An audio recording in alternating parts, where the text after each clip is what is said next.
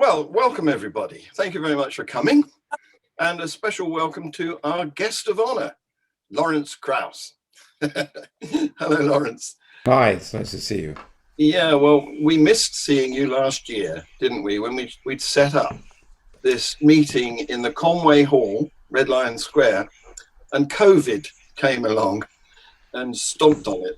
So, Yeah, I felt really bad. That's one of the reasons why I wanted to come to make a quick hello and see everyone today at the meeting. I felt very badly that last year I was looking really forward to being at Conway Hall again and with you all, and then COVID came along, and we're all getting used to doing things online. My Origins Project Foundation yeah, had several events scheduled, and of course they've all had to be canceled. We've rescheduled them for 2022. Our first event is with Noam Chomsky and Jeffrey Sachs in January of 2022, if all things go well.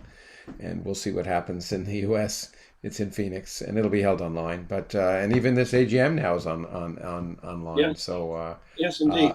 So we all have to learn to live with that. And Yeah, but there are good things that come, as we have to remember that as well. And at least for me, having for the first time in my life having all of my events, public events everywhere canceled and travel canceled. It yeah, was the first time I didn't travel, and I suddenly discovered that I could do things I didn't do before. I wrote my new book, which came out in March. In Normally books take me at least a year to write. I wrote that in 10 weeks because I just was able to work 12 hours a day at home, and I thought, well, I'm not a first line responder, but maybe I can do something useful for the world. So the physics of climate change yeah.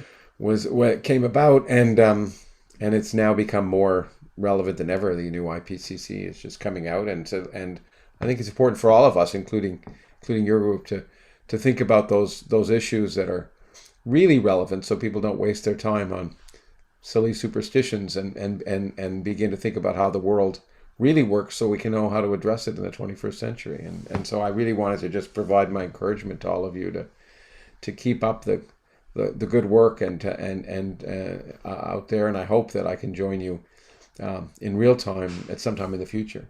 Wouldn't that be nice? Yes. So the physics of climate change is in hardback at the moment. Is it coming out in paperback soon?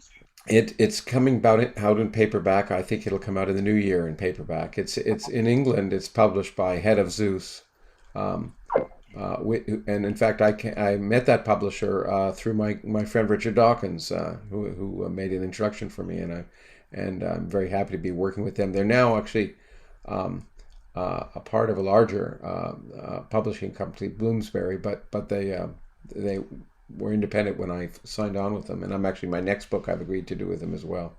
All right. And yeah. In fact, I think I have the. You can tell me which cover you like better, because I have No, the. it's Yeah, yes. this is the American cover. Uh-huh. Okay, and then the British cover is this. So anyway, Ooh. yeah. So the British cover, they decided that this would work better for. It's funny how publishers decide the sensibilities of different people are sensitive to different colors. I don't understand it, but in any case, that's that book. Yes. That'd be nice, because one of the things that's interesting, and this is relevant to all of you, is that I had a heck of a time finding publishers for this book, because for a variety of reasons. But one of the things that was mentioned by a lot of publishers is that they didn't want a book about science, which is what this is. This isn't policy. This is the science behind climate change that dealt with things. They wanted something that was sensational. They wanted something that was doom and gloom and appealed to emotion. And at least four different publishers said, yeah, well, if you just wrote something that was emotional and explained that the world was going to end, we publish it. And I think it's really hard and really important for people to cut through that emotional nonsense Yeah. and sensationalism, and to try and deal with the real world, which is one of the things I know that your organization's about.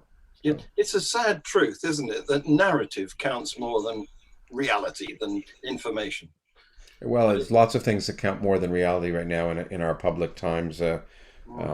Pseudoscience, um, in our country, wokeism, yeah, and just claims that if it doesn't agree with your a priori belief. And this is kind of the other thing, is that, as I've said once at in fact, recently at a debate at Oxford University that we're seeing, and I don't know if your group will deal with it, but we're seeing lots of kinds of religiosity, if you want to call it that, or theology.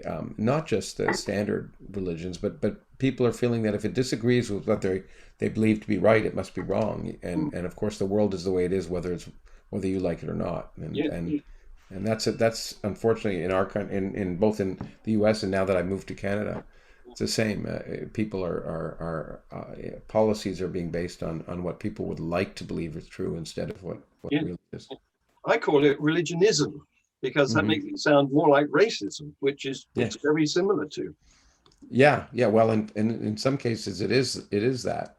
Mm, Um, yes. insisting that people identify by race seems to me to be Right. something that I thought we'd gotten over a long time ago. No, sadly not. Yeah. So, are you going to start cruising again soon?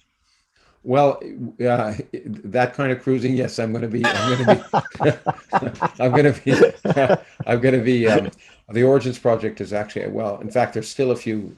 There's still a few spots left, and we're having a trip from Iceland to Greenland, and in September of 2022.